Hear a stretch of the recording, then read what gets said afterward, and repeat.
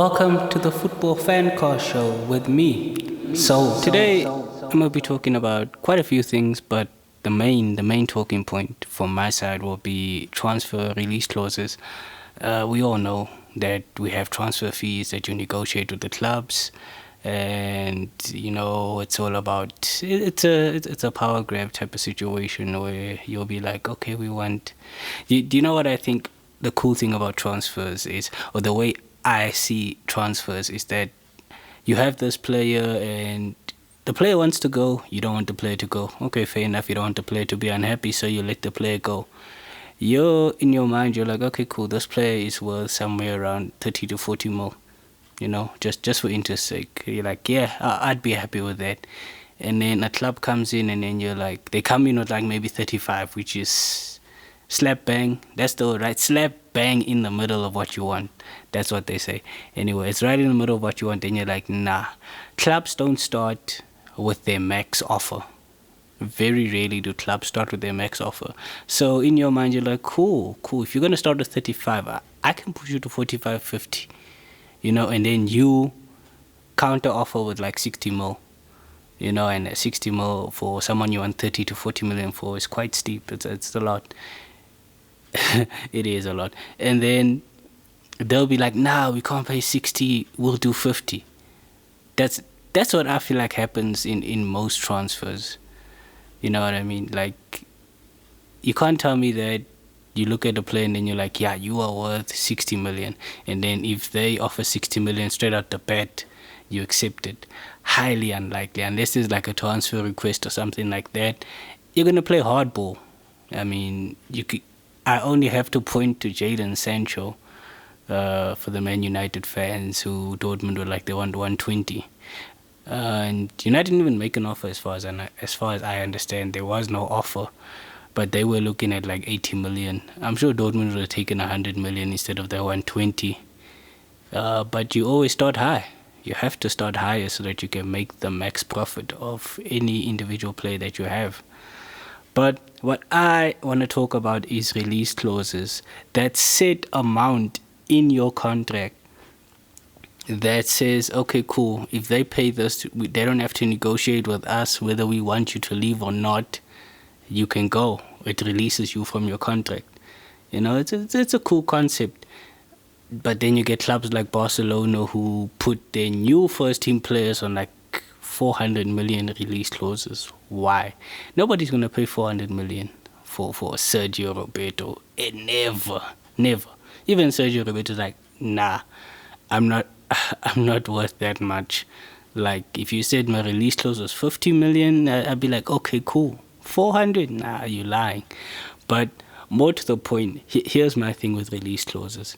Release clauses, to a certain extent, put the power in the player's hands. A little bit, because release clauses are ridiculous.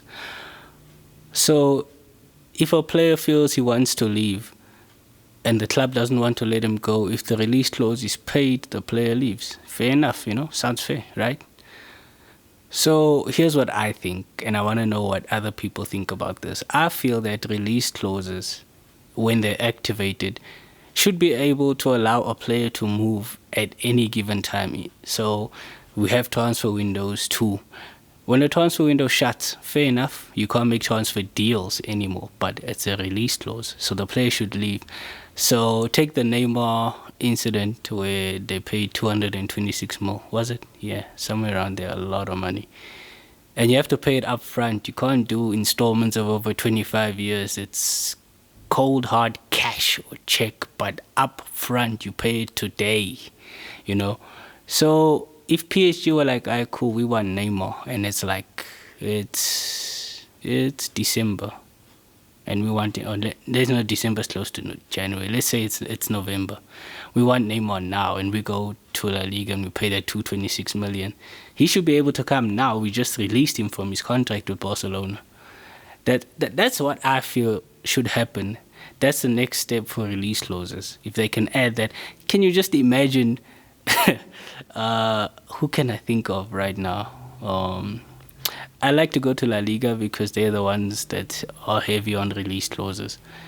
And then you have someone like Luka Modric, and then Bayern Munich come and pay a 70 million release clause, and Real Madrid have a Champions League semi-final, and then Luka Modric can't play for Real Madrid because he's just moved. They paid the release clause. His contract it's null and void, and he goes to Bayern Munich. Now, obviously, if you move from a club that's in the Champions League and you've played in the Champions League, you can't play in the Champions League for the other club in that season. But it would be a whirlwind. It would be crazy. I could see sabotage happening where just to make sure that you don't win, a club will go and pay a release clause for your star player. But then let's not forget that the star player has to agree to move. It's not like you pay the release clause and then the player just moves. But I think it would be hella interesting. It would spice up football. Not that it needs spicing up, but it would. Another thing that I've been thinking about, if you watch NBA or you know a little bit about it, is the trades, where a player has a contract. Let's say you have a 4-year contract worth this X amount of money a year. When you're traded, they didn't even tell you that you've been traded. You can find out on the news that I've just been traded to this place. So what I feel could happen, which would be cool, and it would allow for players who are holding clubs hostage to just dip and give some sort of power to clubs. But I think it would be a cool idea, but obviously it can only happen within a country. You can't do trade someone off to Spain from England, guys, families and whatever, but within England it should be fair game. So you could have like, okay, cool, who can I use as an example? Let's use KDB, just for interest's sake. We use KDB and we use 2 or 3 other players from another club. And then for some reason, Man City are lacking in other positions, and that team wants Kevin De Bruyne. And then they give up 3 of their players for Kevin De Bruyne. But Kevin De Bruyne's contract doesn't change. His wages don't go down, they don't go up, they stay the same. The length of contract that he has stays the same. The only thing that changes is he's going to go play now for this team. I think that is something that would make the leagues so interesting. I remember Lukaku was campaigning for East-West type of Premier League. I don't know how that would work, but something, just don't take that, just take trades from the NBA. I think it would make it very interesting. But tomorrow the Premier League is back. I'm recording this on the Friday. International break it's not, why do we even have that? But okay, you need to qualify for Euros and AFCON and World Cups and all of those things. So fair enough, but it's boring, but fair enough. Premier League is back, and it's back with a bang. We have Merseyside Derby, Everton, who are top of the league with the top scorer in world football, Dominic Calvert-Lewin, up against Liverpool. We have Man City up against Arsenal. Chelsea are playing someone, I don't know who, and United are playing someone, I don't know who. Ole's at the wheel. Oh, that's like, just vibes. Ole, that's my boy. Ole's my boy. But the international break came at an interesting time because United got walloped 6-1 by Spurs. 6-1 by Spurs. And then in that game, you'll find the most expensive defender in the world, Harry Maguire, defending his own player. And it's not the first time he's done this. I've seen it before. I think it was Europa. He's done it before. He went and tackled Luke Shaw, basically. He pulled Luke Shaw to the ground, and then Spurs went on to score as a result. Oh, Harry. Not only is he out here trying to bribe police officers, he's also sabotaging his own team. And then he got sent off for England within like 35 minutes. Sell Maguire. Sell him. Sell Maguire. You can release Sanchez. Release Maguire. Your problem is not Eric Bailly. Your problem is not Victor Lindelof. Your problem is Harry Maguire, the £85 million fridge that you put in front of a slippery Kepa 2.0 David De Gea. That's United's problem. Jadon Sancho wouldn't have solved United's problem. Harry Maguire is the problem. But then, enough about Man United.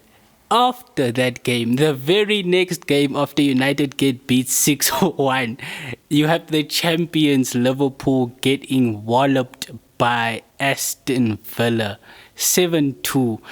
I was laughing all the way. It reminded me of Bayern Barca, but think that's Bayern.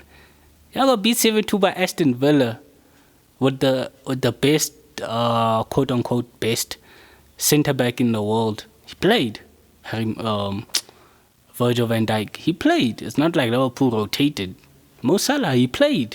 He scored 2 goals, but then it feels like it's back to those Liverpool days where we have to score 4 to win, although they would have lost 7-4. But you know what I mean? It looks like they have to score a lot now to win. I don't think they can do this 1-0, 2-0 things anymore. I've always felt, and this was never a knock on Van Dijk's ability, that he did not improve from Southampton when he joined Liverpool. And that's not to knock him. Maybe he couldn't improve. Maybe he peaked already. When I watched Van Dijk at Southampton and I watched him at Liverpool being loaded, I felt the only thing that changed was that the team he played for was competing for things. And that's something that's interesting with pundits and media and fans, is that you aren't a good player until you're playing for a team that's challenging for things. You can play exactly like Danny Ings now scored 21 goals in the Premier League. If he scored that 21 goals playing for United, Chelsea, Spurs, whatever the case might be, people would be talking about, oh, is he one of the best strikers? But because he's at Southampton, it won't be mentioned. You know, it's an interesting thing.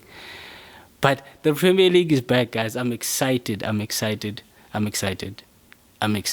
had to say it 3 times because, you know, 3rd time's the charm. So it's gonna be good. I won't be going anywhere. I'll be watching all the games. Well, not all the games. I tend not to watch Man United because I saw it in Spurs. Within the first minute, they got a penalty. Like, that's not football. That's not what I want to see. Get into the box and your first thought isn't to shoot, is contact. I'm fine, thanks. We didn't forget you, Man City, and your 5-1 to Leicester. We didn't forget you. We didn't forget you, Pep. If you had hair, you'd be losing it. It's tough in the Premier League. And still, some people believe that Premier League is not the best league in the world. How? Dokotela, how? But we move. We move. I'll be back in 2 weeks' time with a new episode. Definitely. I know that I took a little bit of a unscheduled break. Well, I didn't record. I did record, but I couldn't release it. You know, financial fair play. No, I'm just playing. But yeah, thanks for those who are listening, or who did listen. You would have listened already. Thanks to those who listened to the episode. Subscribe, like, comment, share, send bobs. I'm just playing. But this is going to be a wild Premier League, and I think Premier League fans can see that. You can see it, that the conventional top 6 thing, it's gone. It is gone. The way Leicester moved, the way Everton moved in the window, it's gone. I don't know about Wolves. I mean, they're committed to the cause of making that team Portugal's B team. They're very committed. I wouldn't be surprised if you see Cristiano Ronaldo join them next season. And they're like, yeah, we've done it. We're complete. Portugal. And then they change the name. Because even like their 3rd kit, I think, is like Portugal's home kit. Like, if you could be any more obvious. But yeah, it's gonna be a hell of a season. Buckle up.